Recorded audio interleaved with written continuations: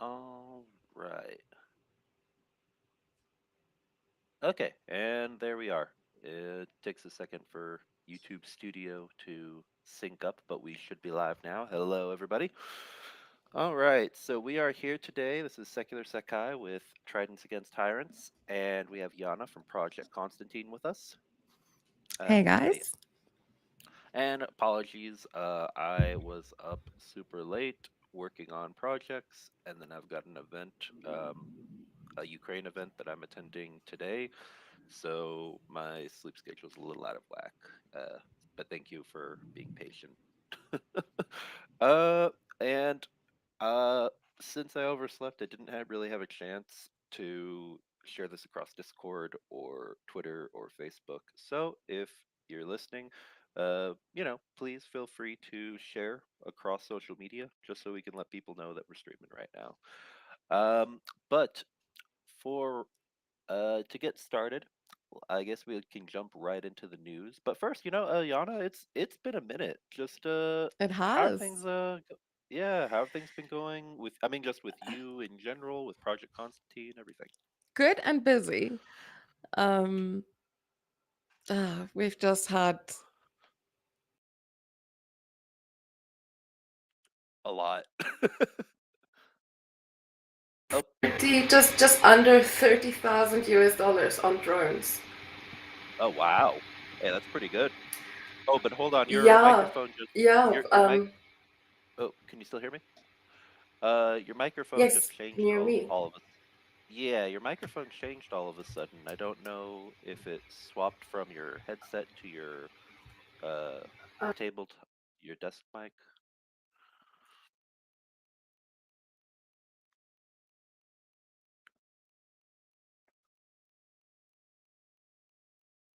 Ooh, now I think your audio cut out completely.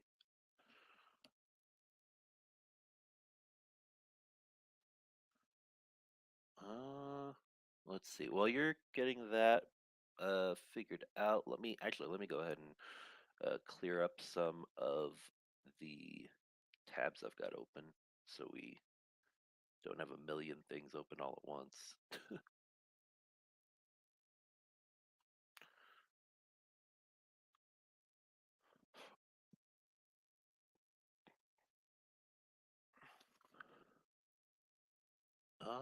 If you're at if there's a let's see, if your mic is having any issue, Yana, try leaving and rejoining Restream. That might help a little bit.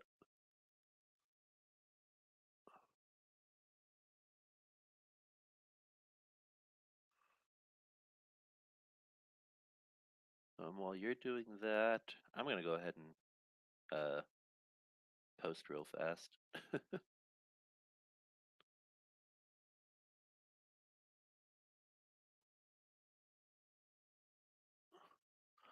Okay, so I'm just gonna actually put the link across a few channels real fast. Oh, I think Yana is rejoining us now.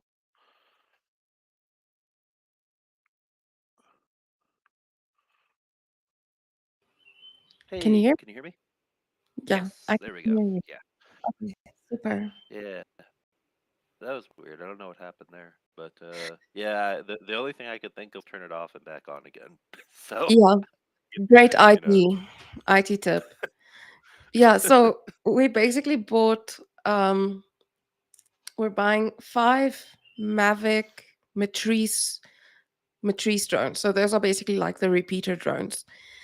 And we had issues with the bank, so it was a whole thing getting that sorted. One shop just couldn't get back to us, and that was the more affordable one. And eventually, I just told Halina, I'm like, you know what? We've waited for them for 2 weeks just to send us an invoice. Um, I'm done. Like they're not getting our money. We'll pay a bit more, but at least we'll get the equipment. yeah. Um, so yeah, that's basically where we're at. Um, we also bought today. Today we bought a 3D printer for the guys. Oh wow. Um, yeah, and then a cutter that's apparently works along with a 3D printer. And I'm like, this is cool, but I'm not seeing the same amount of money come in as what I'm spending, what we're spending. Yeah. Oh no, So, there's a lot of equipment that you can buy that I'm sure is I I'd be very interested to see an actual like research paper or analysis mhm, on the return on investment for different types of equipment for drone making. Because I mean it's not just 3D printers. Like you said, you've got some tools that work with metal a little bit instead of 3D printed plastic. mm, You've got injection molding plastic tools for doing injection molding. Like it's a little bit of everything. It's like I don't. You ever heard of the maker movement, the DIY maker movement? It's it's kind of like that entire movement was taken into the war zone with drone warfare in recent years. yeah, and there's this one thing. I forgot what they're called, what the org is called. But basically they anyone in the world can print drone parts who has a 3D printer can print drone parts and send it to Ukraine. That's what this organization does. Like Oh if you have yeah. yeah, Yeah. they're like here's the model, here's the file, just print it and send it through to us, which I think is really cool as well. Yeah, I know which oh I shoot, forgot the name, but I know of it. I was literally like a month ago or 3 or 4 weeks ago I was talking with James from Hmm. wait actually it was either James or it was another person I know through Discord about that exact organization because we were exploring different ways for people overseas to help out with the war effort. Yeah, Because it's changing so fast and so it constantly. is. Yeah. It is. All I right. mean, it's Mhm. it's crazy. It really, really is. Yeah. Okay. Yeah. Well, it's super. We got a few more people who have trickled in. It is very, very early for people stateside, especially if they're on the East Coast. I think it's like 6 a.m. for Californians right now. Good morning, California. Have coffee or something. I don't know. Right. Right. But we'll go ahead and jump into the news, and the stream's been shared to a couple different places. So, Uh, first piece of news that I've got here, I'm going to put it into the chat for everyone, is from Business Insider. And we'll start, of course, with news about Ukraine. Um, and this is regarding the situation with North Korea and South Korea. So let me share the screen. Yeah.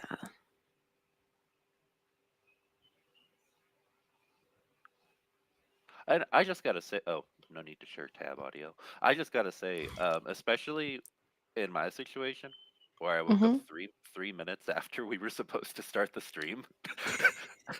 d- Setting all of this up with Restream, which is Ukrainian. I want to put Mm. that plug out there, everybody. Everything you're seeing on the screen right now is Ukrainian software. Was as easy as 1, 2, 3, and I love it. So thank you, That's good. Ukraine. Thank you, Ukraine, for making our lives easier when we want to stream with other people compared to OBS. Notes made here. Thank you. I'll Yeah. take it into account next time I stream. Yep. Oh, hold on a sec. I gotta put this Oh, chat is saying that audio you're very soft. I don't know if you can adjust onto your reach as audio. important also as oh, hold on. Thank you. Let me see. Yeah. Huh. I'm very soft. Hold on. Let's see what could be affecting that. Uh, let's see. Hold on.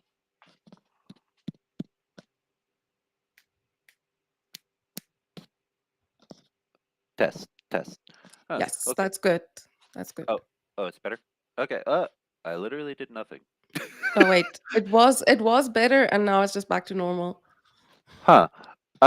So That's good. That's good. I'll just position it closer to my face because Good. I don't know why it would be quiet because my microphone's on maximum and I'm on my microphone's on maximum, so I don't know what would be causing it to be soft right now. Yeah. My I'll chat just says keep. plus plus, so yeah. Okay, okay. We'll trust chat on that. Okay, so if South Korea decides to get involved in Ukraine, it has powerful options. South Korea is threatening to arm Ukraine in response to North Korea's support for Russia.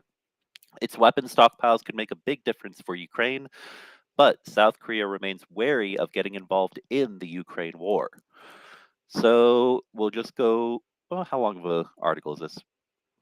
We'll at least cover part of it. Let's see what this article says regarding this situation. South Korea threatened to send weapons and resources to Ukraine in response to its longtime foe, North Korea, escalating its support for Russia's invasion. If it goes ahead, it could prove a powerful ally. After an emergency National Security Council meeting this week, top South Korean officials condemned North Korea for sending troops to Russia. Their mission hasn't been made explicit, but Ukraine has said they're there to join Russia's invasion. Officials also briefed news outlets that Seoul could send weapons to Ukraine as part of a series of phased countermeasures.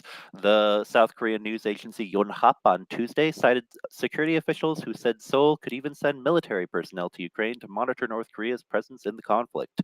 Russia's foreign ministry threatened South Korea with security consequences should it get involved, Yonhap reported. That's no surprise because actually, it doesn't surprise me that Russia would threaten them. North Korea, North Korea threatening South Korea is literally just breakfast for South Korean Yeah, citizens. literally is Okay. like, oh, really? Oh, there's another rocket going over the Sea of Japan, and they said they're gonna turn the peninsula into a barren wasteland. What's on? Yeah, what's on? What else is on? Get new material. Like, you've seen that one with like the birds? The Have you seen it? the birds? No, It's what was it's it? it's this meme. It's a meme. Let me send it to you.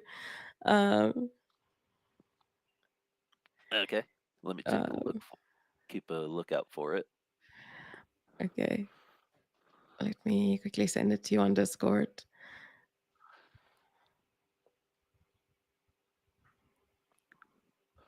I do love this opening part of the next portion of the article. A fearsome arsenal. Analysts say Russia has good reason to be concerned.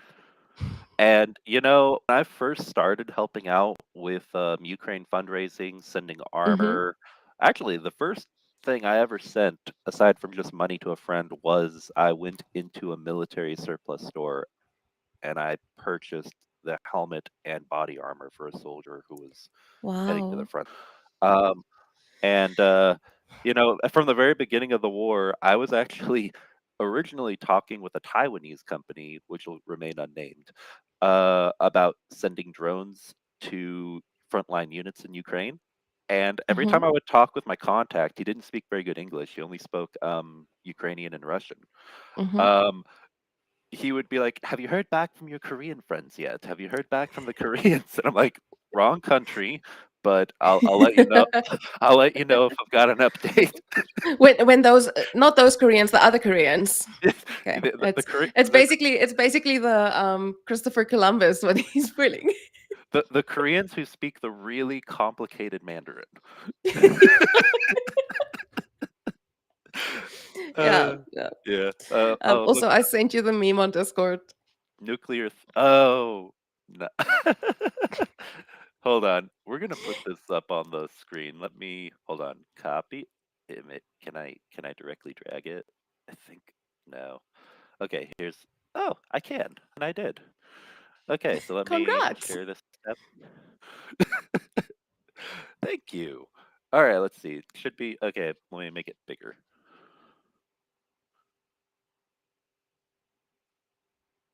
Okay, making It's it bigger. basically Russian foreign policy. Yeah, nuclear threat. Boo! Get better materials. Nuclear threat. Nuclear threat. Yeah, It's Russian foreign policy. basically. And the crazy thing is, the craziest thing is 10 years. Okay, maybe a little longer than 10 years ago, because the war technically started 10 years ago. Mm. But 15 years ago, if you told people Russia would just keep screaming, "We're gonna nuke you, we're gonna nuke you, we're gonna nuke you," like North Korea, they would think you're crazy. Yeah. Uh, So, I mean, some people would have taken you seriously. Pretty much anyone from the Baltics would have believed Yeah. that. But the rest of the world would have been like, "Come on, you're watching too many Tom Clancy movies and reading too Yeah. many books." I mean, but have you seen Politico's article, like their headline on this, on the North Korean troops? It literally, the headline is breaking: Vladimir Putin's North Koreans are now in the combat zone, Kyiv has said. And someone was just like, this is some next level mental gymnastics that's going on here. Yeah. Basically, just instead of saying North Korean troops are attacking Ukraine together with Russia, it's Vladimir Putin's North Koreans are now in the combat zone. Like, what? Yeah, yeah. Well, and I mean, if China owns Russia, then Russia owns North Korea right now, because Yeah, China doesn't like the optics with North Korea. They're more than happy to give the bad uh, public relations to to Russia when it comes. Russia. Yeah, Actually, from China's perspective, it's probably like a gift. It's like, oh, Russia, thank you. Now we don't have to worry about people thinking we're assholes for yeah, doing business with them. yeah. Yeah. I mean, it's also the BRIC summit Oh. was on. Yeah, there was this nice little drop in the South African currency. Like, choop. Oh, yeah. Well, Um, not only our our there president said Russia is a valuable ally, and I was like, no. yeah, yeah. And that's the problem. With the BRICS, the BRICS is organization has been, but quickly is even more so becoming, instead of like this alternative for countries that kind of want to be in the middle like India, Mm, it's quickly becoming an economic alliance that's more along the lines of like an Axis power economic yeah, alliance for the world's going from uh multipolar with just a few people in the middle to multipolar where you can't be Switzerland. People are it's like the Cold yeah, War, you pick a side or a side will be picked for you, yeah. unfortunately. And it's shocking because, like, for me, I look at it as a South African, and um I'm like, I grew up. I was born the year we had our first democratic election. Okay, so throughout my time in school, it was a big thing talking about, like, we learned about apartheid, we learned about what happened, and everything going on with regards to that, and we learned about the values that South Africa has and how important human rights are. It was drilled into us because of our country's history, and then to see our politicians partner with a country that does exactly the things that the apartheid government did. Not exactly, but I mean, like, the you're not allowed to speak this language. You're not allowed to have this. And as a country that fought for equality, to see them then partner with regimes like Russia, like Iran. I mean, some Yeah, people are very proud of India being the largest democracy, and I'm like, yeah, but it's a populist democracy. And yeah, I look at it from a point of view, and I'm like, how do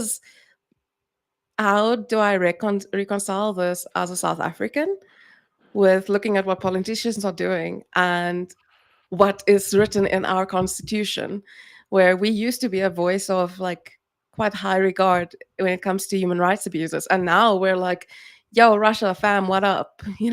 Hey, Iran, come join our little book club. you know yeah, exactly.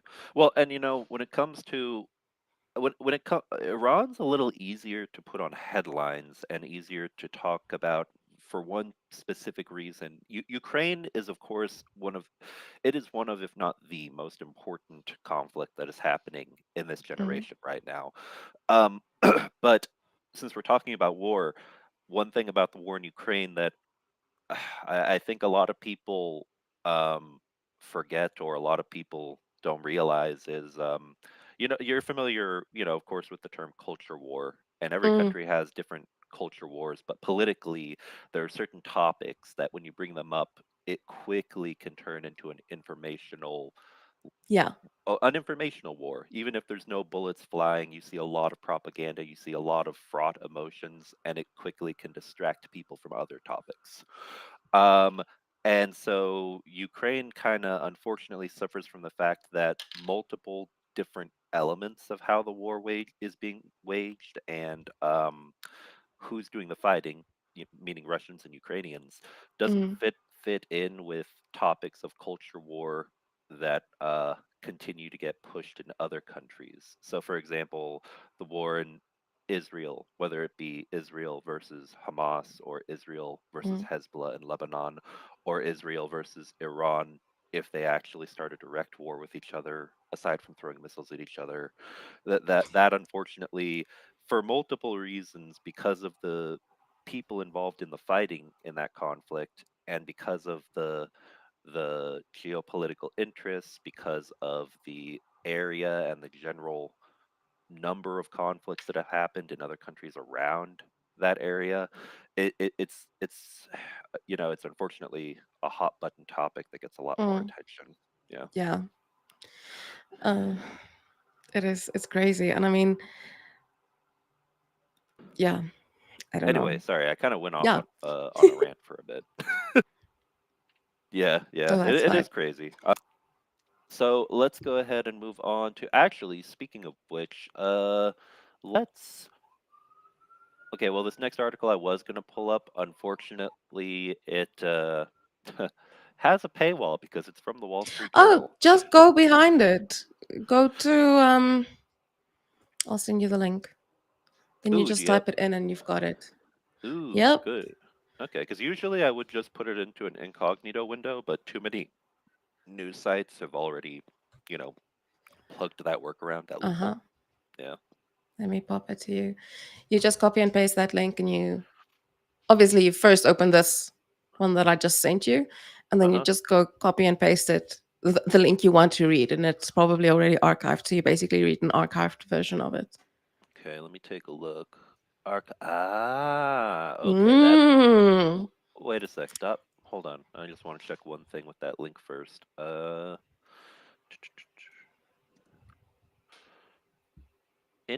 Well, thank you, Philippines. I love your halo halo ice cream.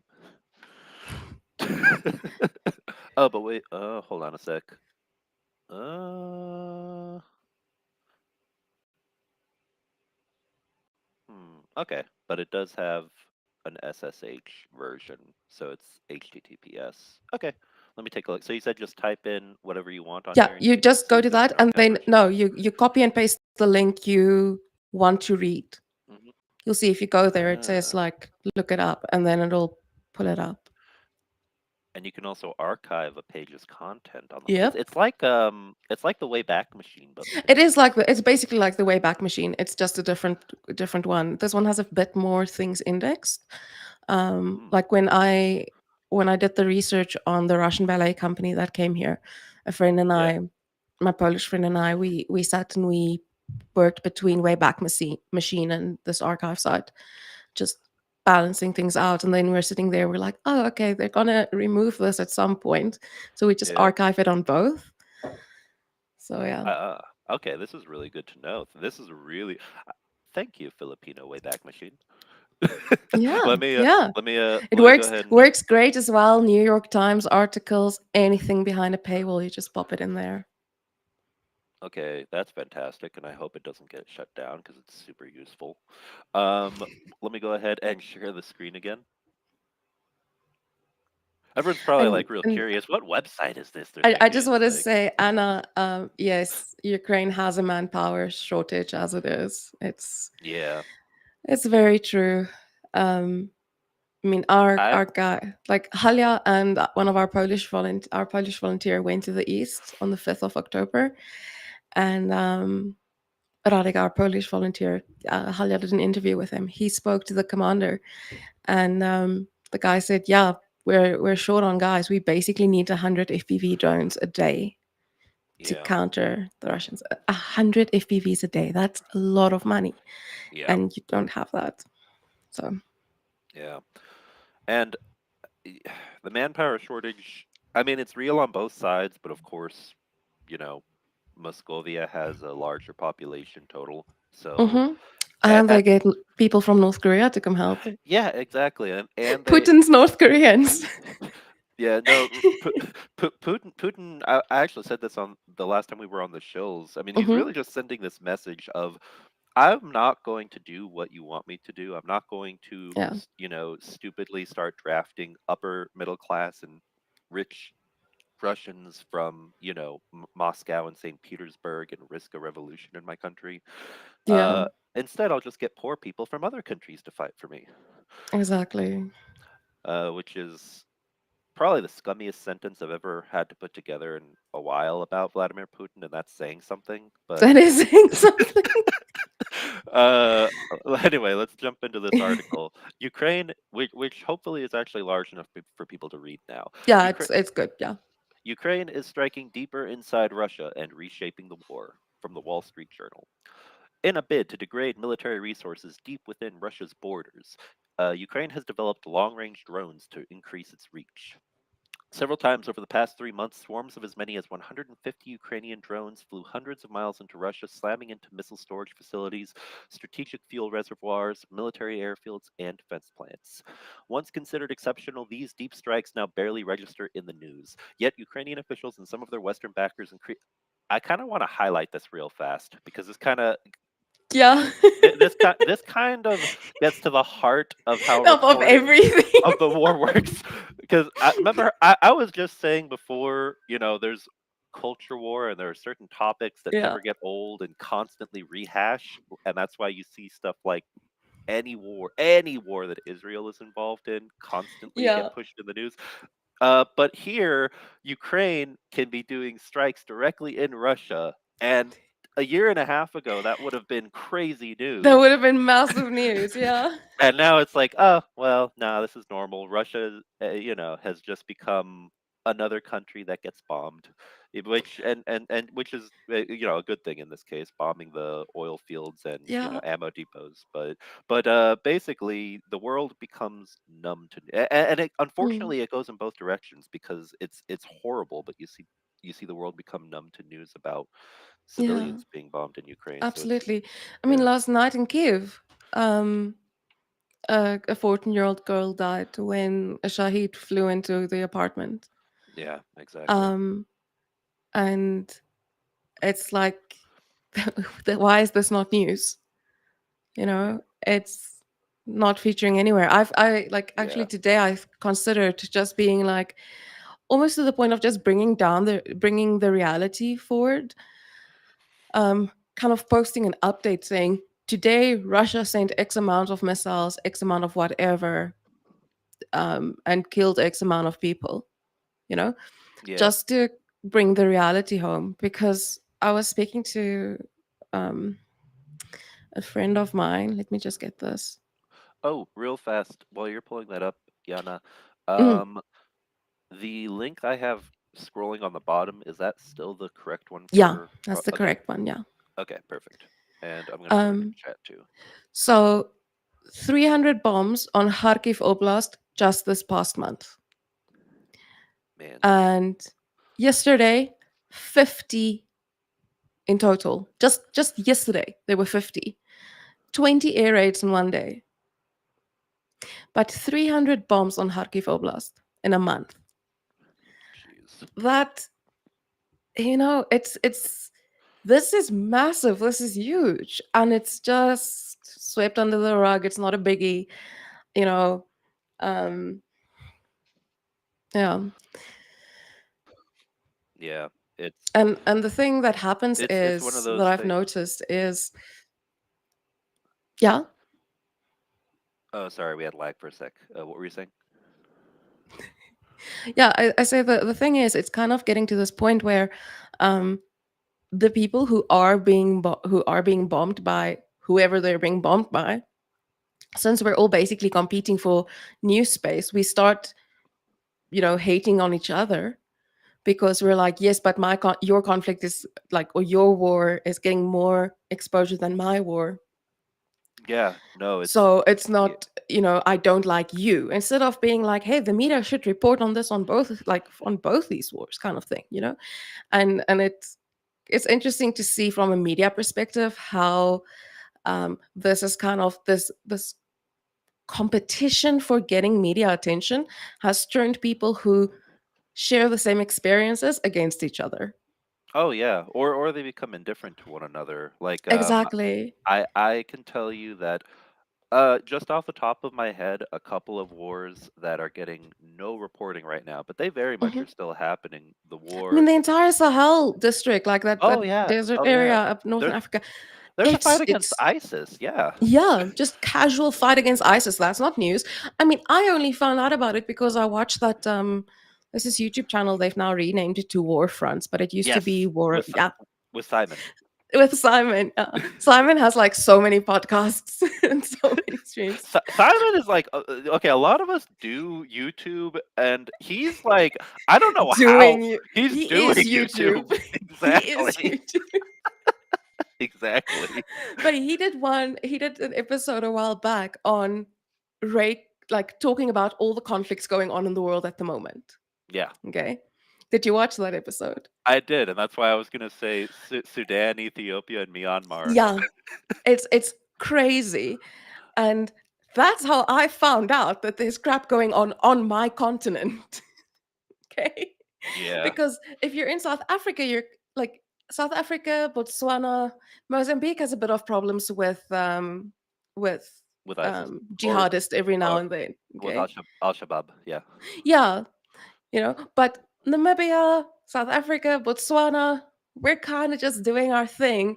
Whatever goes up north, we're just like, no, those people in the north, they're crazy. We're glad we don't live there. But that's how I found out about it. you know? I mean, yeah, I spoke to yep. my dad about it. My mom was like, yeah, I heard it's bad. My dad's like, what the hell is the Sahel region? And we explained it to him. He's like, he's never heard that word before, but he's like, I'm so thankful for you teaching me this word because I've always thought there should be a word for this. But Well, that is how unreported it is. Well, and it doesn't surprise me at all that that wouldn't be covered much in South Africa, because South Africa is literally as far away from the Sahel as you can get on the continent. But but but it is important for people to keep up with that and be aware of it, especially uh Definitely. not our generation, but let's say 5 or 6 generations from now, within Mm, the next within the next 100, 200 years. It'll be interesting to see how much of the desert from the north, the Sahara, continues to encroach upon the south, yeah. because it's becoming a situation where there's a real risk of resource wars on the continent of Africa, just because the entire continent is slowly becoming a desert, Yeah. and eventually that's going to affect everyone. But anyway, Absolutely. let's get back to the original. So I still have this article pulled up right in front of us. So, yeah, Ukrainian officials and some of their Western backers increasingly see the pain that long range attacks inflict as a game changer that could force President Vladimir Putin into negotiating an acceptable peace. Our capacity to return the war back to its home, to Russia, is what fundamentally alters the situation, Ukrainian President Volodymyr Zelensky said after one such attack last month. The attack, according to open source intelligence analysts, destroyed some 58 warehouses and a railway terminal at an artillery and rocket arsenal northwest of Moscow. Wow. And here we have an image, Wow. yeah, satellite image of a crater with downed trees and destroyed rail cars nearby after an attack at the ammunition depot in Toropets, Russia. And it's That's pic- crazy. it's war images like this that make me really realize, because a lot of the time we hear there's a strategic strike against a Russian Yeah. depot, or a retaliatory strike, a strike into Russia.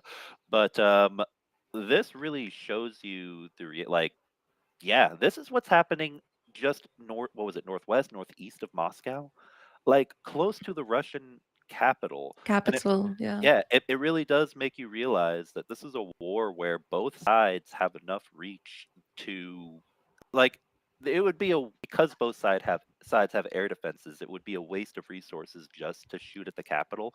But if either side Mm, wanted to, there could be a giant bombardment of missiles, just like what's happened against Israel recently with Iran, yeah. on Moscow, and of course Kiev. Kiev has been Kiev bombarded. has been Exactly. bombarded. Yeah, I remember that. Exactly. So I mean, it's and I'm just thankful for the fact that a lot of the time we do give crap to Western allies for not doing enough for Ukraine, and I do think there's more that needs to be done.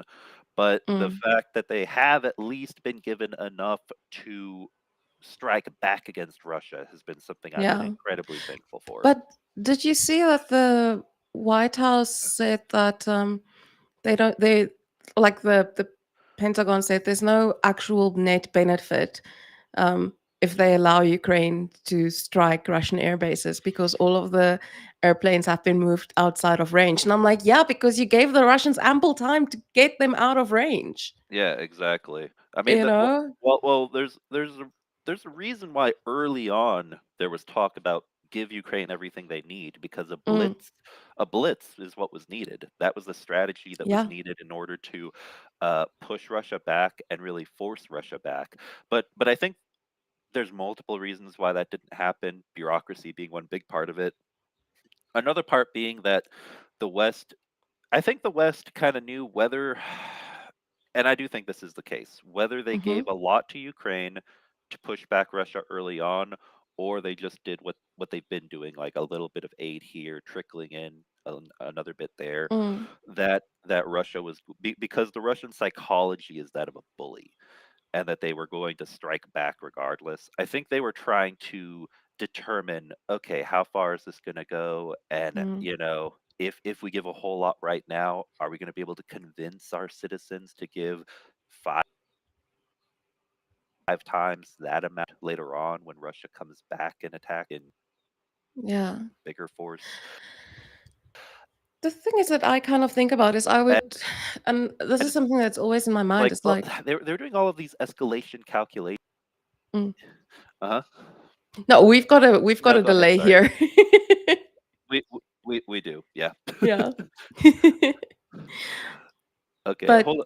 Oh, go ahead. my thing is like, you kind of wonder how different would this reaction have been if Russia decided they're not invading westwards, they're invading eastwards into America and Alaska. You know, you then wonder how would the response have been from these people who are scared of provoking Russia if it was their country being invaded.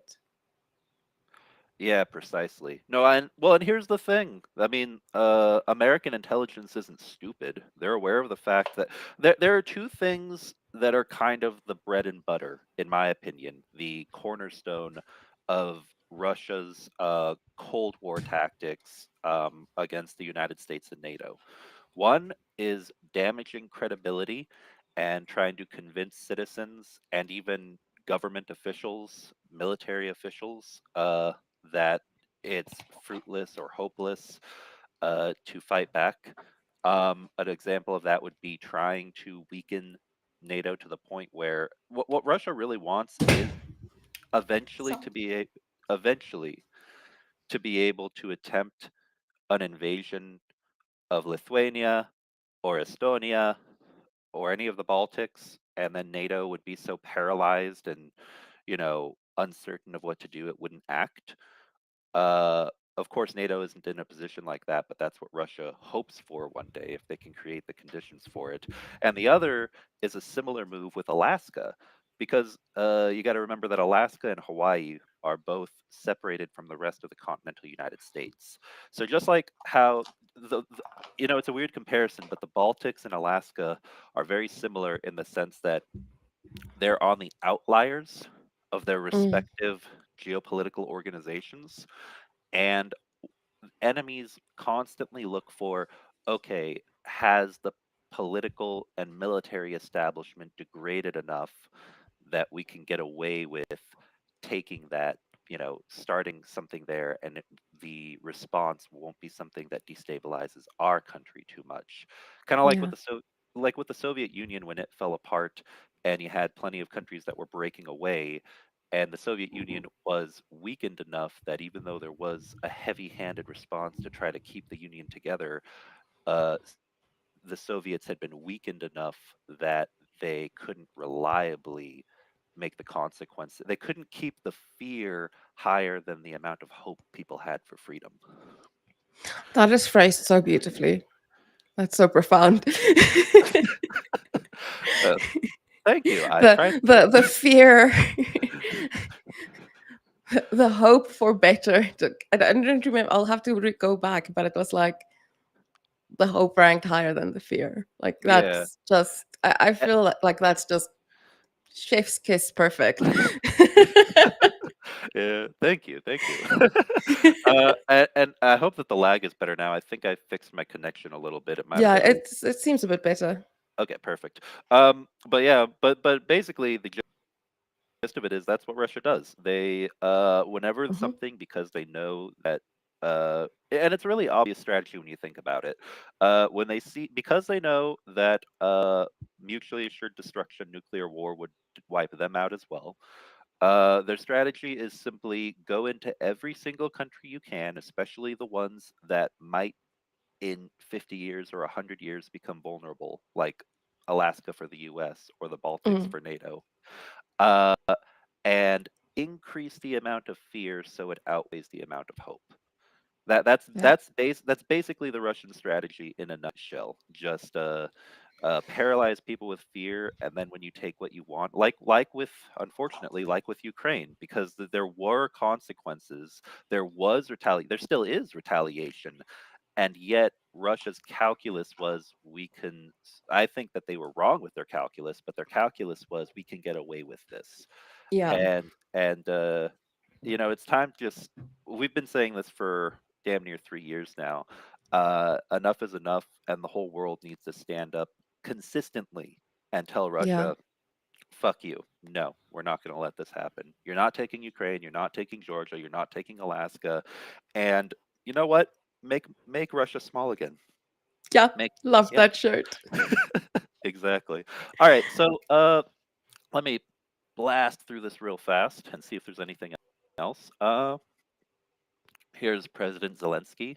Oh, and also, well, I guess you need to have uh, a subscription, but I will go ahead and put the link into the chat for viewers.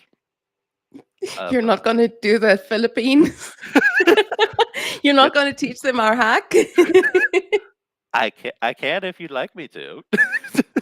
I'm scared the site's gonna go get taken down, but I'm pretty sure you can do the same. Guys, just Google read something behind a paywall. That's just do that. Yeah, You'll find an yeah, answer. I came yeah. across There's this on Twitter, by the way. It's like, oh, really? yeah, someone was Uh, like, "Here's a hack," and I'm like, using it. yep. I would too. I mean, I am right now. Uh, all right. So, oh, here's something. Ukraine has been developing their own domestic long-range Mm, weapons, which have been steadily increasing in reach and power. And this is once the war is over, this is something that is going to be incredibly important because the Ukrainian defense industry is going to be okay. Poland has been ramping up for a while, even before the war started, their production capacity and their military industrial complex. But when the war is over, Ukraine is going to be the well, among, if not the most mm, advanced weapons producer when it comes to drone warfare, at the very least, on the continent. And they really the only thing holding back further development of their domestic industry is needing a stronger economy. But in terms of military experience using any of these weapons of war, obviously they're going to have it in spades over every other country in Europe. yeah, definitely. Um, let's see, what else have we? A damaged residential building after a drone attack last month in the Russian town of Ramenskoye, outside Moscow.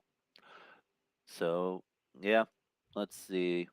The growing belief in Kiev and among many of its backers is that the war in Ukraine cannot be won just in Ukraine, and that bringing it to an end requires inflicting much more damage to Russia's economy and military infrastructure.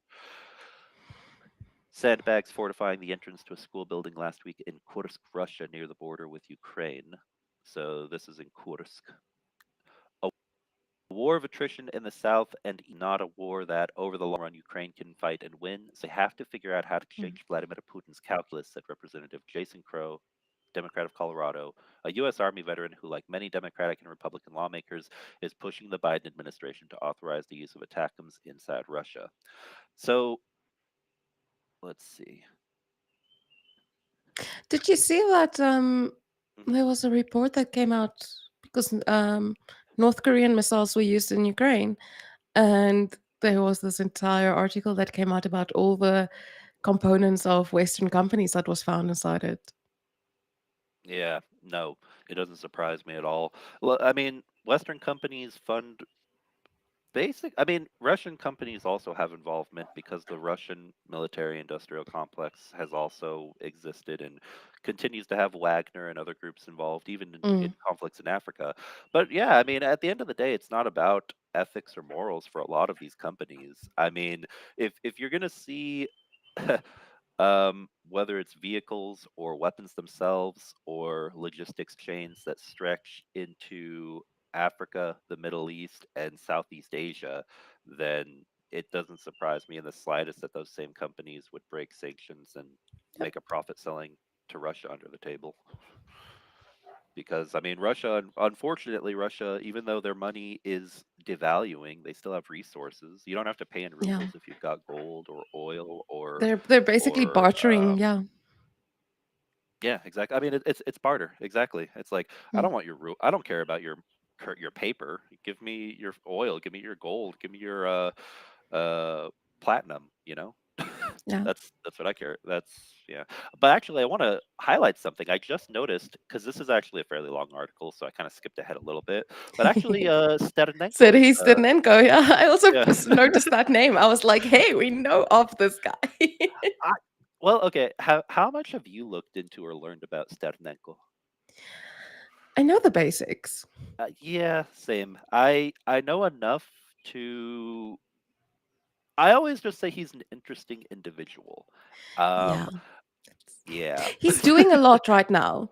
he's And doing a lot right now. and I Yeah. know my one of my Ukrainian friends, it Sternenko, and then there was that other Ukrainian activist, but he was killed by Russians on the front.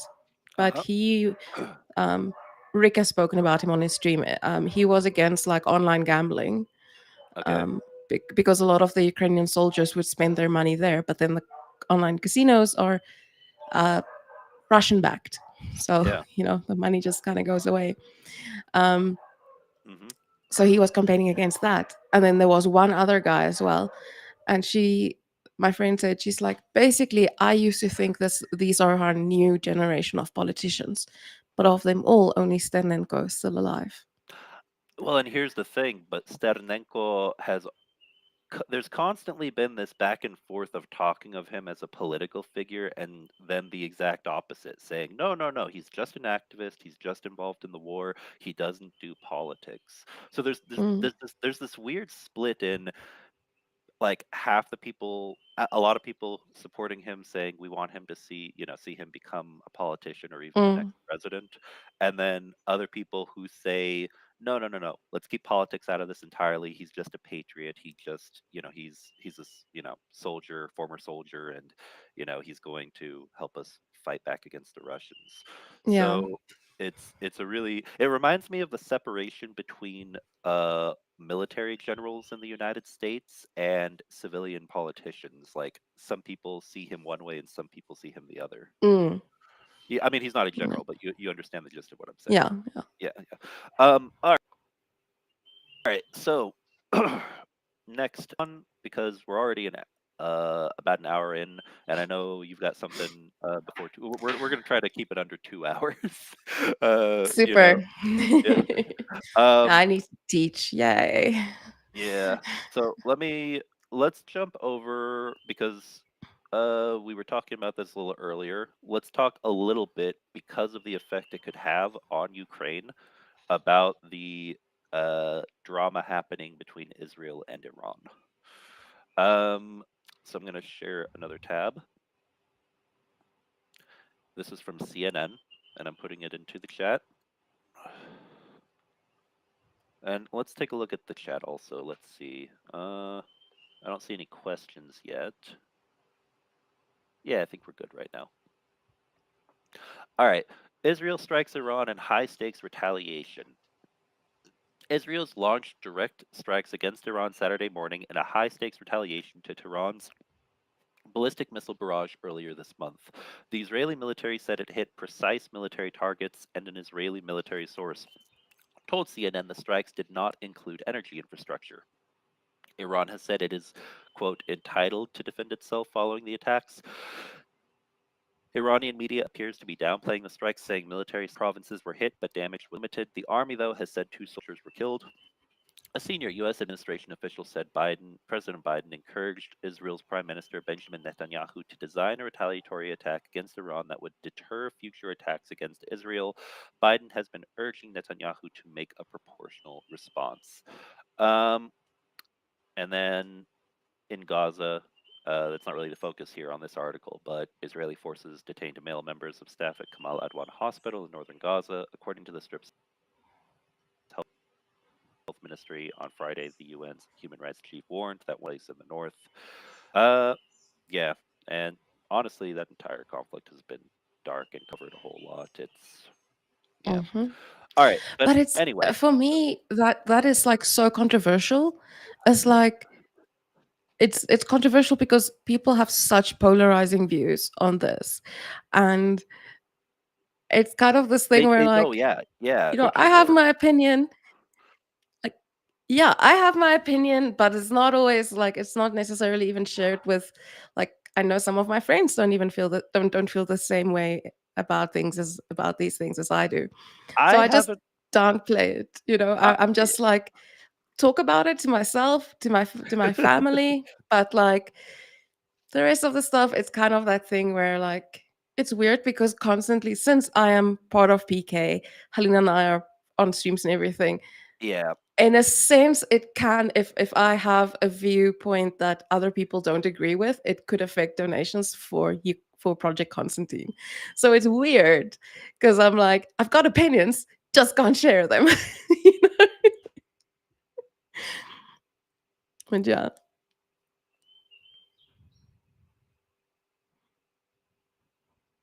uh, yeah. No, you hold on a there? sec. I'm here. Can you? Yeah. Okay. Yeah, sorry, we froze for a sec. Um, what I was saying though is when it comes to the conflict in this region, I just focus on Lebanon and Iran. Basically, it comes, I mean, I think those are also controversial, but less so than talking Mm, about conflict between Israelis and Palestinians. I'm yeah. in the same boat. I have my own opinions, and my opinion is actually one that usually pisses off both sides. So that's why I keep my mouth shut. Because I've learned that people don't want to hear my opinion because my opinion is one that no my opinion's one that nobody has. um, um, but No donations to you. exactly. I feel like people are real curious now. What is your view, secular Sakai? Like I feel like this is like a mystery stream because we're talking about this website where we're reading stuff from behind a paywall. We're discussing this. We're discussing our weird views, our mysterious views about the conflicts in the Middle East, and chat's gonna be like, "This Yeah, stream is teaching us nothing." Like, this is strategic ambiguity. We already know that doesn't I work. agree. I agree with Stretch. I agree with Stretch. Stretch says, "My opinion is we are in World War III already and refuse to admit it." My opinion is that, except no, you know what? My opinion is we're in Cold War II already and refuse to admit it. Yeah. Because a lot of people said the Cold War was already World War III, but then it didn't turn into World War III. Mm, We're you'll know when we're in World War III because wars will expand to the point that uh, the UK and the United States and Germany and other countries from World War One and World War Two are directly involved. yeah. That's when you know we're in World War Three. Right now we're in Cold War Two Electric Boogaloo. Got it. And Aussie, India is part of Quad. Egypt is basically subsidized by the USA. BRICS is not even a trade. I agree with you. And Aussie, if I remember correctly, you're also from Africa, somewhere in Africa, if I remember correctly. But I look at it, and in South Africa, it's a big thing. It's kind of like, yeah, it's one of the talking points of the ANC and the EFF. Like, yeah, we're against the West, we're pro Russia. I'm like, Russia's not even our top 20, one of our top 20 trading partners. Those are all European countries, but we're against them, Yeah, you know. exactly. Um, And so in South yeah, I mean, Africa, I saw the one guy. I have the spokesperson for the ministry, for the Department of Justice. Okay, I've met him at an event, and I have him on WhatsApp and everything. And then he posts. So he's in Russia at the moment, attending the BRICS conference, posting photos, um, and I'm so close. I just want to be like, dude, what are you doing? But at the same time, I'm like, no, we need to be professional because you might run into this guy again, and I can't go and like blast him. So it's very weird, gray, murky waters, kind of to be on the one side, I'm an activist, but on the other side, I need to kind of be politically savvy as well. And it's this yeah. weird, thing because Well, I mean, shoot, and as crazy as things can be in South Africa, at least opposition viewpoints haven't been banned like in like Belarus. You aren't having to worry about like having to flee the country and be in Europe or the U.S. or Australia with yet, physical safety yet, we're not yet. there Yeah, yet. I, I can tell you the depending on the results of the election today, uh, for Hmm. Republic of Georgia, my friends over there, I've been telling them, I know you're politically involved. I know that you're doing important work, but please be careful because I don't want to fight you wound up in a gulag because Georgia went full Yeah, Belarus and Russian, like literal Russian puppet. Um, So yeah. anyway, all right. So we kind of went off topic a little, but regarding the strikes on Iran, Again, again, this stream is just like we have some topics and then we go off of them. this stream has been me waking up, realizing shit, I'm late, then coming here, having lag and connection issues, fixing those lag and connection issues. It's been a wonderful time. Great, great. I think these are the streams that I like. The just Yeah, down to earth, you know, conversation chill, mellow streams. vibes, kind of stuff. Yeah, Exactly. Now, with that being said, though, everybody, because I see that we slowly have more people coming because it's not an ungodly hour for most viewers of this channel, because it's yeah. slowly getting to be a more reasonable hour. If you're just joining us, uh, please consider making a donation to Project Konstantin, their Project Tatiana uh, campaign. Uh, We're over 130,000 pounds now. It's awesome. oh, It's wow. it's so crazy. I'm like, wow. Keep that weight. Don't lose that weight. All right, 100. Yeah, That's yeah. That was a that's horrible, insane. Yeah. horrible pun. Anyway, It took me a while because we weigh things in kilograms here, so that took me a while. hey, the British are the ones who the British are the ones who teach Americans you weigh in pounds, and that's also money. And you call it soccer because it's an associated league, but not really Yeah. because we're gonna call it football now. What? They're the ones who can't make up their minds. Okay. I mean, to be fair, Americans were like, we reject your tea, we reject your taxes, we reject your monarchy, but we will not reject King Henry's foot as a unit of measurement. That's so true. You know what? That's you just solved the puzzle. That's what Americans need to do to finally get rid of the metric system. When Americans say, "I measure in pounds because it's American," just point out that it's British currency and Yeah, point like out you guys aren't fully decolonized yet. exactly. Just make it so that every measurement system you have is British and and popularize that among Americans and it'll change really fast. All right. So, This is the real culture all right. war. Exactly. All right. So, going back to the article, basically the gist of this, from what I've I was reading over this, and the gist of this article, the gist of the situation with Israel and Iran, basically is this, guys.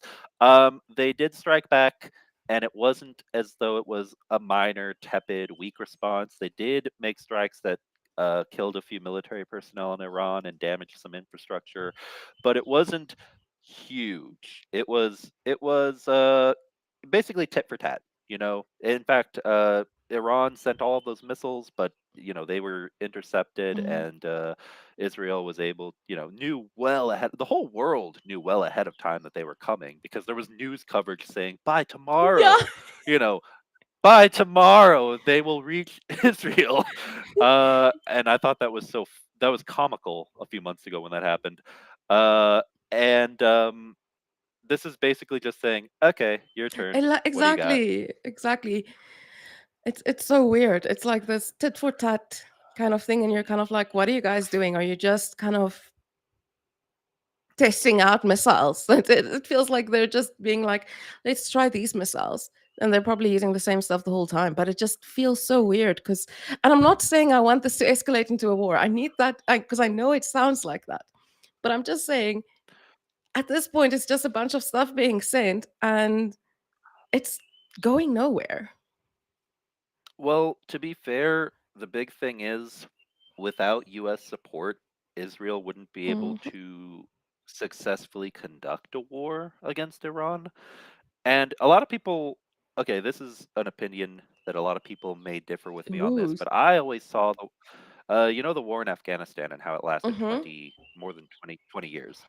A lot of people always would ask me, why are we still there? 9/11 happened back in 2001. Why is the US still involved there at all? Mm. My view was always this: if you look at a map and you look at all the countries that maybe have nuclear weapons that are either actively adversaries or potentially could be, like Mm. Pakistan's kind of in that gray area. Um, because Yeah. they're a partner, but they also have some elements that really don't like the US. But anyway, Pakistan has nuclear weapons. Iran has the capacity to produce nuclear weapons even if they don't have them yet.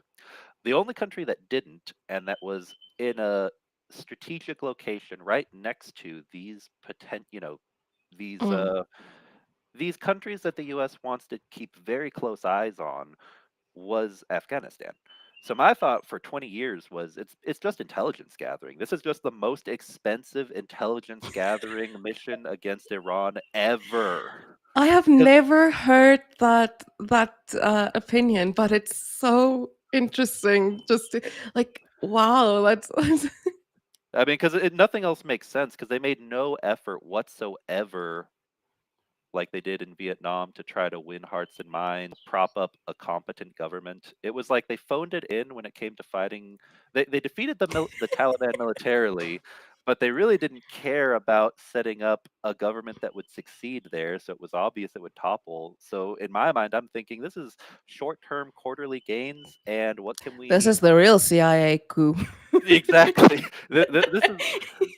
This is just about. It's not my time. This it's Afghanistan. It exactly. But, anyway, that's my opinion, and, I don't know, Yeah. so I have one more article here, and, then let's move back to Ukraine. But we were discussing this a little bit earlier, about the elections. Guys, for everyone who's unaware, because it's easy to oversee it, or, not catch it with everything else happening in the world. Today is the day that the Republic of Georgia is voting to determine their government, who will represent them in parliament, and most importantly, whether or not they grow Russia or to the European Union moving forward. And we have an article here discussing the mayor of Tbilisi, um, and you know their view regarding the election process.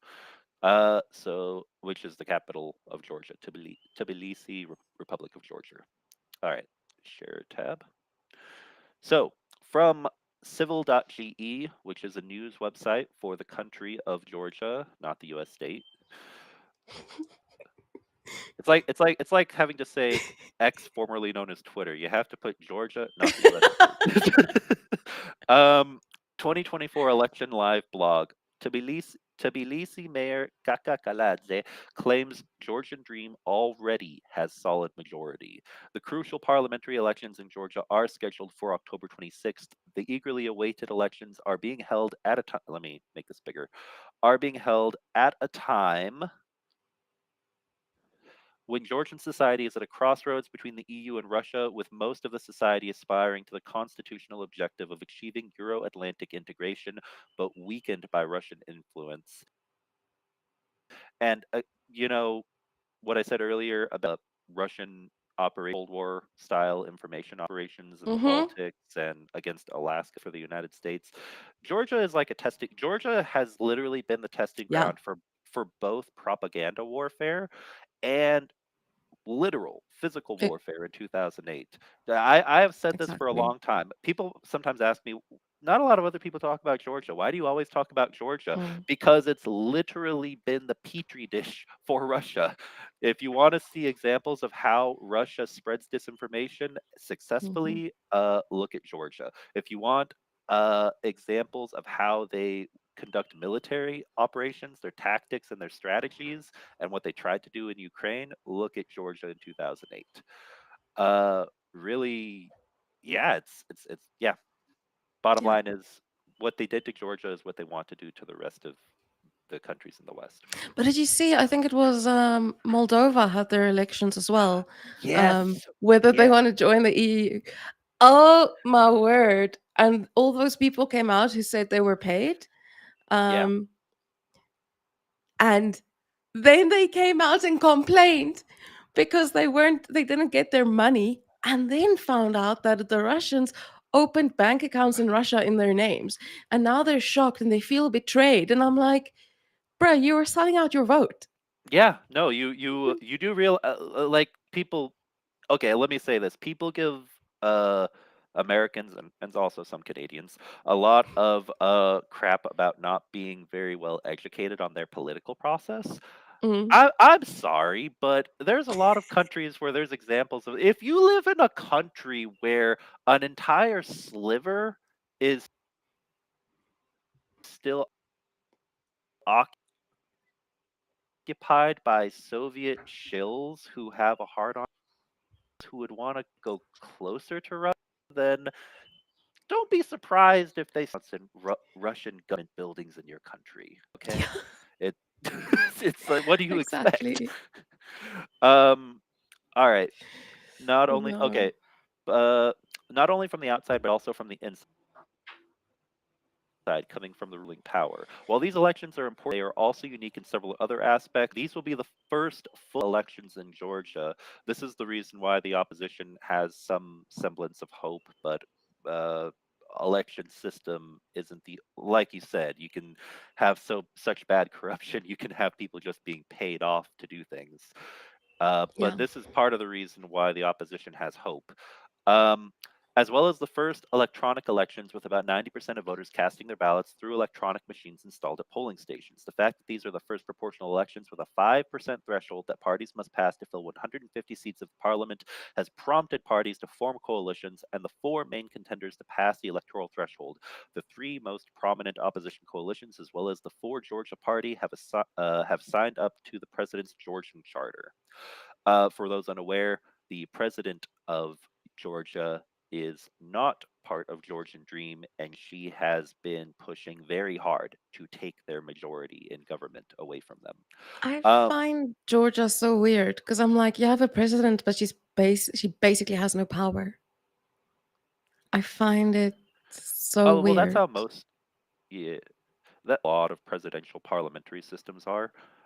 Yeah, It's that's true. it's very common to have yeah, it's very common to have a president, but they play second fiddle to the prime minister, Mm, or they have no power at all. That's also why in various dictatorships that start out as parliamentary presidential systems, you'll see someone who has little to no power as president stage a coup because the title president, even if it originally has no meaning in your system of government beyond ceremonial, is one that you can easily mold Mm. into a position of power. It's actually, if we want to go into history, there was a particular guy, an Austrian painter, who took the title of who took a particular title as chancellor, which meant nothing, and turned it into a title that was very important.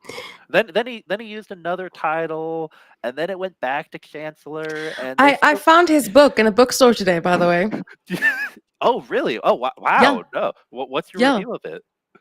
So it was actually because it used to be Germany used to have the rights to it, okay? But the copyright expired in 2015, and then people were allowed to start publishing it again. And Oh, this wait, really? bookstore, yeah, this bookstore Oh, had two of it, oh, okay? wow. And I bought this book, Russia and Africa, Uh okay? huh. Because I'm like, I'm from this continent, might as well know about everything Russia's doing here. And I read a bit in the like the intro, and I'm like, cool, this is not a pro-Russian book. Just had to make sure, you know. Um, but when I went to pay for it, I speak to the people there. I'm like, you guys know you have Mein Kampf here, right? And they're like, yep. And the one chick who works there, she's like, I tried reading it and it was going pretty okay, but I'm just going to tell you this guy is super manipulative because at one point I was like, he kind of has a point. And at that point, I closed the book. She's like, I'm not reading this any further because you cannot agree with Hitler. And I'm like, I understand you. If in Mein Kampf Hitler said butter on toast is awesome, immediately I don't like butter on toast anymore. Exactly, exactly. You know? So so even though that opinion that she was talking about wasn't apparently a very controversial opinion, she's just like, I just agreed with Hitler. I'm closing this book now. I'm putting it away. Someone else can buy this. Yeah. Well, and it's because it's crazy because I really do believe that many figures, well, no, actually it's sad to say, but that probably won't happen. The crazy thing is there are morally and in terms of the actions they take, people who are uh I would say in many ways comparable to Hitler in the things that they do, Vladimir Putin being one of them. Yeah. But the problem is that okay, you know how recently there was a Napoleon Bonaparte movie? And it was like a really popular one with Joaquin Phoenix, a Hollywood movie. I think I remember it, but I haven't watched it. Well, so my thought on this is, in my mind, that blew my mind. I looked at that and thought, this this guy is like, he tried to be emperor. He was basically Oh the yeah, I remember the backlash from that. Yeah, well, there was controversy, but the movie was still made. Now, imagine the same thing being done for a certain Austrian painter. The backlash would have been way bigger. And It would have, my, yeah. my point being that I don't think we're going to see the same moral outrage from the entire world that is equal to the outrage against that man, which is Mm-hmm. justified because he was a monster. Yeah. Uh, but we're not going to see that because the only way you could get an equal level of outrage and hate globally against a person, their opinions, and anything at all associated with them is if another Holocaust of some sort Yeah. happened. And Yeah. of course, that can't happen. That can't be allowed to happen. But that's kind of the only way I think you could get people that outraged. It's a double-edged sword. You want people to Yeah. you want the entire world to understand, but the entire world won't understand unless there's an event so horrible that it would defeat the purpose of it occurring in the first place. Because you Yeah. would do anything to avoid that happening. You would Yeah. think so, hey? But then I look at Ukraine and I'm like, apparently we're not doing everything we can to avoid it. I mean, Yeah. it's like I remember how, appalled um Western governments were when the things that took place in Bucha and Izium came to light. It was like, this can't be allowed. And I'm like, yeah, but you're doing what now? You're not, you The the know? the problem is that no, I completely agree with you. The problem is that Ukraine is one country, and for the same Hmm. level of outrage to occur, because people have those opinions not just because of, in general, human beings were slaughtered. It's because my country was affected because, Mm, multiple countries were attacked and occupied and invaded. And my thought is that because of nuclear proliferation, it's highly unlikely you're going to see a situation like that anytime soon, yeah. in a nuclear world where multiple countries end up invaded and occupied, like what happened with Napoleon across Europe, or with Hitler again across Europe. Mm, Um, so the problem people identify what personally affects them and their families, and too many people should feel that way about what's happening in Ukraine, but they don't because from their perspective, it's, well, there are no boots on the ground, soldiers blowing up my house. yeah. Yeah, it's sad. Oh, Rick asked me something, a dirty question apparently, in the question section. Oh, hey, Rick is here. And Rick. but I can't see the question. So Oh, what did Rick ask? oh, Rick, thanks for pointing that out. Because I actually, before we finish the stream, do need to check questions. Thank you. Let me see. Hello, Jana. Thank you for being. All right, let's see here. Uh, What did he okay, ask? okay. I'm gonna read it out loud. I'm gonna read it out loud. Okay. Um. Uh. Wow. It says, "Hello, Jana. Thank you for being based, listening to Ukrainians, and understanding us. A question: how deep do you think Russian dick is in the throats of our hesitant partners?" Um, balls deep, Yeah, all the I way agree. down, Agreed. choking on it. Yeah. But however, I will say this: South Korea is uh, part of Southeast Asia, so maybe they'll be the first partner to actually stand up and say, "Fuck you," and actually get directly involved. Because at the end of the day, I've said that, maybe it's the Baltics, maybe it's South Korea in response to North Korea, but Mm, at some point, the fear of escalation, the gloves have to come off, and exactly. someone has, even if it's just a logistics role, even if it's non-combat roles, just filling the roles of instructors and allowing more Yeah. Ukrainians to be, to defend their country. Um, Somehow another country has to directly get involved because this is ridiculous. Russia basically just is wanting to say, uh, "We'll break every single rule, but you better follow them because if you don't, Yeah. then bad things Yeah. will happen." It's ridiculous. Exactly. And Rick says, "Awesome answer. Thanks, Rick. Always glad to have you here, my friend." All right, so let's get back to Ukraine because we talked a little bit about, actually, I guess a little bit, but as far as Georgia goes, Again. I was really happy about the vote in Moldova. I think it's actually going to go to, if I'm not mistaken, I think they're going to have it, another runoff or something. I could be wrong, but I was glad to see that the EU vote came out on top. And with Mm, Georgia, I've been a bit more pessimistic, unfortunately. okay. Um, but I really hope. Keep an eye on the news, everybody. We're going to see those Yeah. election results before too long, and there are 3 million people in all, 3 or 4 million or so in all of Georgia, so it shouldn't take that long to go through all the votes. So yeah, You know what would let's be funny? what. Or you wouldn't know. I just thought about this. So if it was remember when that one year Putin won, but he won with 127% or Yeah, something like there was a thing like, yeah, it would be so weird if like 6 million people voted in in all of Georgia, Georgia. in all of Georgia, it like no, this thing isn't rigged at all.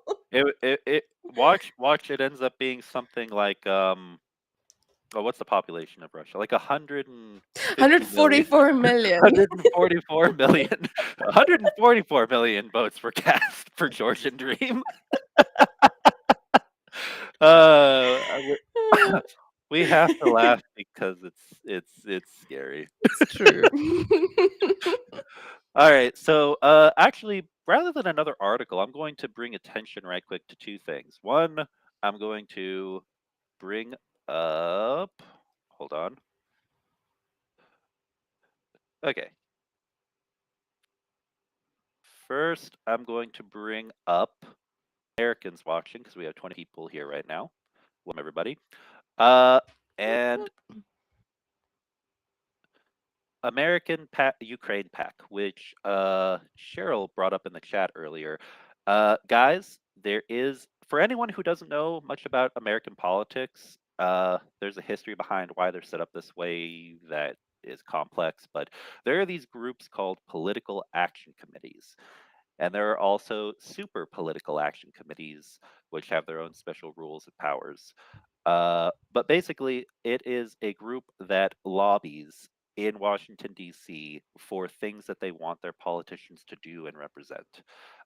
There are PACs and organizations that are for domestic issues. There are those that are more closely aligned with the foreign relations policy for certain countries. There are PACs for Israel, for example.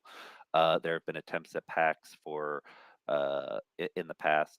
I don't know if there are any right now for Palestine, for a few other countries that have relations with the United States. There's one for fundraising, promoting the U.S. Ukraine relationship through fundraising for Congress. So the whole point of this is to advance the interests of assisting Ukraine in the United States of America in the halls of Washington, D.C.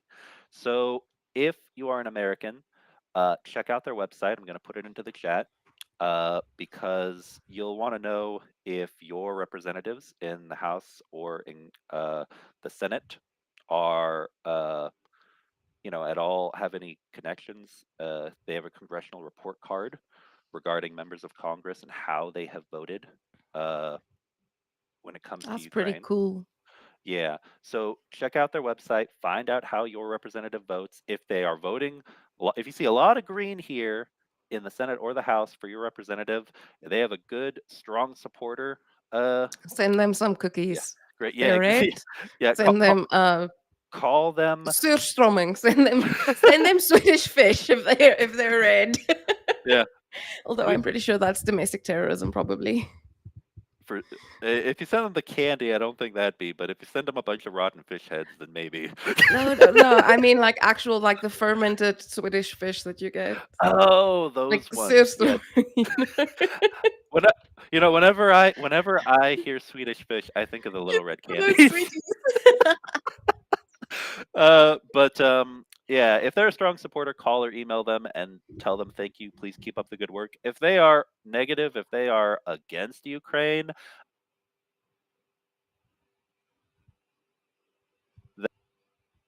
then please call them and ask them, what the hell? Oh, the Yeah. entire thing isn't loading right now on the screen, unfortunately. But when I've looked, I've for the House and the Senate. So we, yeah, Americans, please check that out. I'm putting it into the chat right now. Uh, American Ukraine pack. Now, next thing. Uh, I want to highlight this because we've got Jana here. Share this tab. Project Konstantin's Project Campaign 22, also known as Project Tetiana. It is still ongoing. Please check out their website. Please And I donate. need to update those numbers, by the way. I need to update the numbers. Oh, you do? Oh, okay. Yeah. Oh, for these numbers right here. No, Gotcha. down. The But one one with number a that with a count of was, everything. yeah, with 20, yeah, 22, 22 all across. I'm assuming that you've already delivered No, several the of those. progress. The Oh, the progress. progress Yeah. numbers. Oh, I see. I see. Yeah. Okay. But hey, I mean, even Yeah. before updating, that's quite a bit that you guys have done. So that's very Yeah. impressive. And let's see. Let me make sure nothing is pulled up. Yeah. And then here is the website. The donate button will take you here to their donor box. And from donor box, Mhm. as you can see, as Jana mentioned earlier, 130,317 British pounds of their 320,000 goal. And that's, this. I remember when you first established this fundraiser, and you I told was me, terrified. you were like, this is a lot of money, and it, I was it is. like, But look, you guys are getting close to the halfway mark already. I mean, yeah, yeah, 30,000 pounds is still a lot to raise, but 130,000 was a lot more to raise, and you guys have already done it that. was. Yeah. You know what? I mean, and Can, guys, I just want you to understand, like we were able to, we're buying 5 of those Mavic Matrice drones. In total, that's about 29,000 US dollars. oh, sorry. And Rick had another. It's Oh, go ahead. yeah, no, that's what I want to say. So yeah, what's Rick's question? Sorry, I didn't mean to interrupt you. No, it's Um, fine. Rick said he didn't know about the committees. Thank you. So he was glad to learn about that. And then his question for you, Yana, was, oh, I can put it on the screen. Ah, Are Are you talking publicly yes, about your future yes. plans? I'm going to Ukraine in end of November. Gonna be there end of November, December, and January. Hey, fantastic. Yeah, looking forward to it. Gonna meet our guys. I need to sign some paperwork for PK. Um, it's a sad thing to talk about, but there's one thing we found out is that the importance of having a continuity plan. Hmm. Um, so we kind of have this thing where we always want to have 2 directors on the books, and Pete made me director, but it was kind of like in name only because I have to be in Ukraine to get it done properly. And now that Pete's not there, it's like, okay, um, stretch. It's no, not Mavic's Matrice. Sorry, not. It's a DJI Matrice drone. Sorry, um, but yeah. So basically, it's that thing where uh, currently Halina's the only one, and if something happens to her, then there is no PK. Basically, legally speaking. So it's basically continuity planning. And then also just meeting with the people who I've been working with for over a year. I mean, um, I started off blurring their faces, and now it's no longer necessary to blur their faces, but it's insane. Um, yeah, Oh, yeah. I Look actually, forward to meeting you too, Rick. yeah, I didn't realize that was going to cover your face. Sorry, Yana. It's okay. It's okay. A message that nice can cover my face. It's fine any day.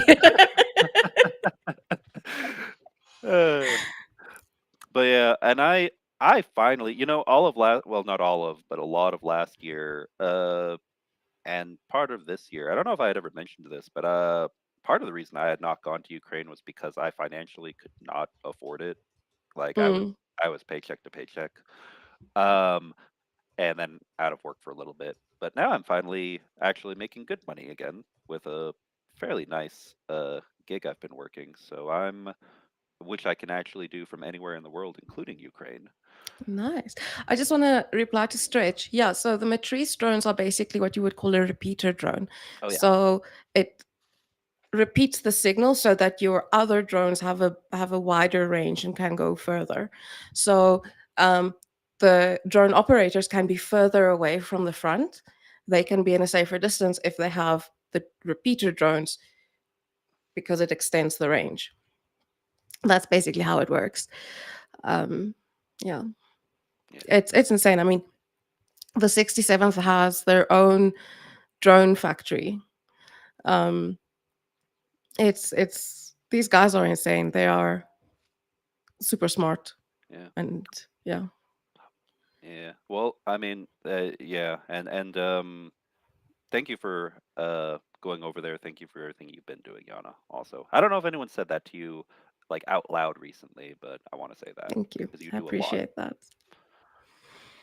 And Yeah, what I was gonna say is I finally I'm getting to the point where I'll be able to afford to go to Ukraine without sweet. having financial consequences upon coming back. Yeah, uh, so I'm hoping to be able to make it over there. One thing I'm doing right now is I will have a Ukrainian soldier who is cultural ambassador staying with me in my home pretty soon. Oh, So nice. yeah, that's pretty interesting. So I'll be talking with them, getting some information. Maybe see. I have no idea. It's like I Mm, don't know. I don't know if they're going to want to or not, but I'll see if they want to possibly talk here on Tridents. If not, then of course just gonna respect that their would be privacy. awesome. Yeah, But obviously, yeah. yeah, yeah. But yeah. So uh, I'm hoping to make my way over there here pretty soon too. I got to make plans for it. I know that James, I think James, from why Ukraine James, he he's to the best of my knowledge. I think he was he announced it on his channel that he's been pretty heavily involved in some stuff with the armed forces here recently. So I'm hoping he stays safe. Mm, Yeah. yeah. All right. Anyway, okay. So I know you told me your schedule. Do you have to get going for another event Yeah, I'm soon? looking at the time. I'm teaching in 12 minutes, but Okay. luckily it's like a online class. So, but yeah. Okay. Okay. Perfect. All right. Well, thank you Cool. for being here. Thank you for having me. I feel like our Yeah. conversation was all over the place, but in a good It way. was, but it's like your next stream can be structured again, okay? When chaos comes, you have to embrace it. Oh, I'm a child of chaos. I am an agent of chaos. I didn't know that a Ukrainian soldier would be staying in my home until 2 days ago, and my answer was, yeah, of course. Nice. Great planning. I mean, this is like that's your house. I mean, it's one thing if it's your stream, it's a different thing if it's your house, but okay, you do you. Uh, all right. Okay. Well, uh, Awesome. Thanks for having me. Chat, yeah, thanks for being absolutely. awesome. And yeah, Yeah, and let me cool. stop sharing the screen. Well, thanks for being here, Jana. Everyone, Thanks. please go check out the Project Konstantin website. I was gonna do it on stream, but I'm gonna do it right now as soon as the stream is over. Awesome. I'm going to personally make a donation Thank of you so much. I'm gonna make a donation of 250 US dollars to Project Tatiana. And for Wow. everybody listening, if you want to match me, or I challenge, okay, well, only give what you can. If you can't, then uh give what you can. Every dollar counts. But anyone Mm. who can afford it, and if you know you can afford it, I'm talking to you right now through your laptop screen. If you know you can afford it, I challenge you to match or exceed me. And I hope someone that will take up that challenge. Wow. Thank you so much. That's a lot of money. Thank you. Yeah, of course. All right, Awesome. Yana, thanks for being Thanks. here, and Good. you have a Bye wonderful guys. day. All right, Bye. bye. All right, and I'm just gonna double check things, and then we're gonna close up the stream, everybody. Um, so let me make sure there were no other questions. Nope, all questions were answered that I could see. And I think, let me double check. India just vetoed Turkey joining BRICS. The more that join, the harder it will be to herd the BRICS cats that share zero interests. That also sends a message to Turkey that they will not be allowed to play both sides and that it really is becoming a you're with us or against us situation. Although it surprises me because India likes to play both sides too. So I'm surprised that their interests and Turkey's interests don't align enough that they would welcome another person who regularly plays both sides of the political aisle. But that's interesting to know. Thanks, Aussie Bugga. Anyway, I think other than that, we are good to go. All right, everybody. Thanks for being here. I have to run to go help out with uh Ukraine cultural awareness and fundraising event. So thanks for being here. Continue to support Ukraine and Slava Ukraini. And I agree. Yes, Rick. Fuck bricks. Fucking bricks. And see you next time. It wasn't me. See you next time, Cheryl, Mr. Spock, Ozzy Bugga, Keith Kane, and everybody else in chat. Anna, uh, Robert, Salt of the Red Earth. And if I missed anybody else, I apologize. All right. See you next time, everybody.